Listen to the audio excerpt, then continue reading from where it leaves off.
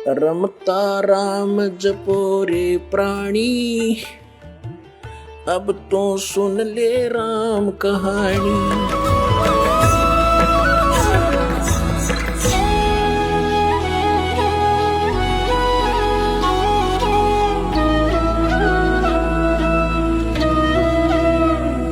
अब वहां से चलकर आगे शेख तकी की तो मां मर गई। उसने सोचा चाव था नीचा दिखाना, इसका तो और आदर बढ़ गया। आते ही उसने वही काम किया, मुसलमानों को बहलाया फुसलाया कि ये तो एक काफिर का गुरु बन गया है, ऐसा कर दिया है, ये झूठ बोलता है, मैंने मुर्दे जिंदे कर देता है, ये झूठ बोला है। अब इसकी परीक्षा लेंगे कबीर की। मुसलमानों बोलो तुम्हारी क्या राय है। सब खड़े हो गए, हाँ जैसे तू कहेगा शेख तकी हम तेरे साथ हैं। कि इसकी परीक्षा लेंगे, सरसों के तेल को उबाल कर इसके अंदर इसको डालेंगे, भगवान होगा तो बच जाएगा और काफिर है तो मर जाएगा। सब ने कहा ठीक है ठीक है। हजारों की संख्या में सिकंदर लोधी के रेजिडेंस पर आ गए और देखा वहां पहरेदारों ने आके कहा कि राजन हजारों की संख्या में जनता आई है, पता नहीं क्या डिमांड है। सिकंदर लोधी ने कहा कि बुलाओ, दो चारों को अंदर बुला लो। शेख तकी सब तो आ गए और 10-15 और साथ में दो मौजूद व्यक्ति थे, इम्पोर्टेंट से वीआईपी, सब अंदर चले गए। सिकंदर ने पूछा क्या समस्या है आपकी, कि आपके साथ एक काफिर रह रहा है, आप उसको अल्लाह का अवतार मानते हो, हम उसकी परीक्षा लेंगे, उबलते हुए तेल के कढ़ाई में उसको डालेंगे, अगर वो जीवित रहा तो मान लेंगे ये अल्लाह है। शेख तकी ने सोचा था यू मर जाएगा कटे टंटा, सदा का सुख होगा तुझे, और राक्षस वर्ती में था वो व्यक्ति। अब सिकंदर लोधी फिर समस्या में आ गया, कहने लगा तुम बैठो। कबीर साहब को अपने ही मकान में रखा हुआ था, अलग से कमरे में अच्छे आदर से, वहां गए, अपनी समस्या बताई कि प्रभु इसने एक बखेड़ा और शुरू कर दिया और मैं कैसे अपने मालिक को उबलते तेल की कढ़ाई में डाल सकता हूँ, एक तरफ मेरी रोजी रोटी, एक तरफ आप हो।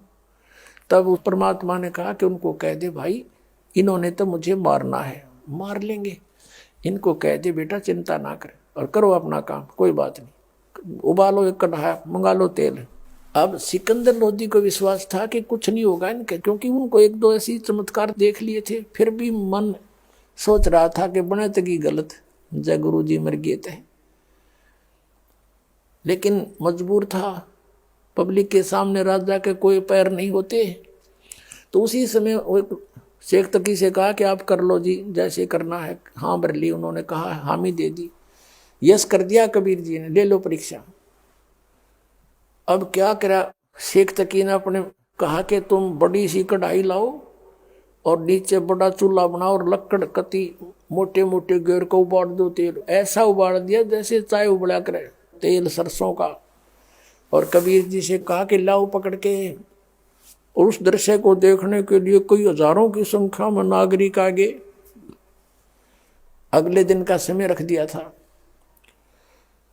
अब क्या डालो पकड़ के कबीर जी को। शेख तकी कहता है, परमात्मा कहते हैं या सेवा मैं आप कर लूंगा अपनी, तुम मत करो। वहां से चलकर परमात्मा और कढ़ाई में प्रवेश करके बैठ गए। कढ़ाई के अंदर इतने हैं, शीश गर्दन से ऊपर ऊपर बाहर हैं और आराम से बैठे यूं। अब शेख तकी ने तेने सोचा था कढ़ाई में पड़े इनका काम बना, तेरे जी सा आ जाएगा, आनंद होगा। अब वो देख रहा है कि इसका कुछ नहीं हो रहा है, तो आराम से बैठा है।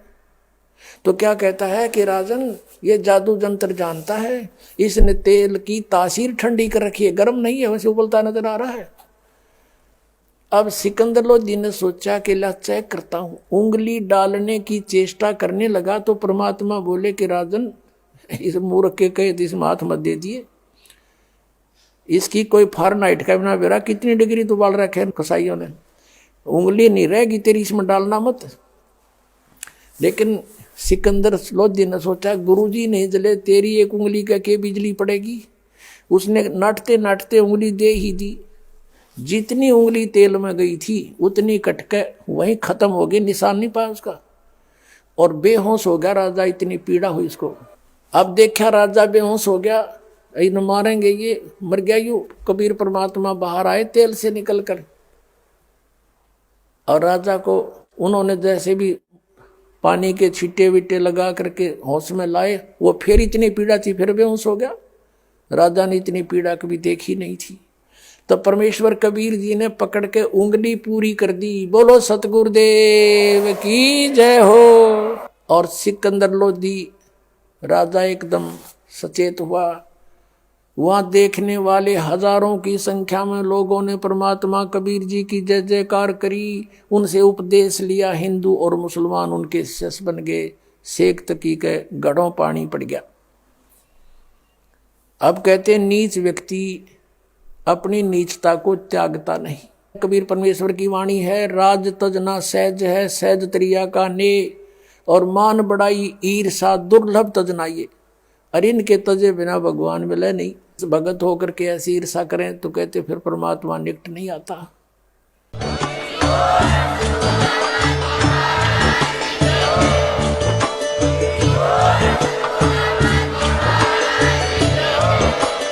आप सुन रहे थे जगत गुरु तत्वदर्शी संत रामपाल जी महाराज जी के मंगल प्रवचन। अधिक जानकारी के लिए विजिट कीजिए हमारी वेबसाइट www.jagatgururampalji.org। संत रामपाल जी महाराज जी के शुभ आशीर्वाद से पूरे विश्व भर में 500 से भी ज्यादा नाम दीक्षा केंद्र हैं, जिन पर संत रामपाल जी महाराज जी द्वारा ऑनलाइन निशुल्क नाम दीक्षा दी जा रही है। अपने नजदीकी नाम दीक्षा केंद्र का पता करने के लिए संपर्क करें 8222880541।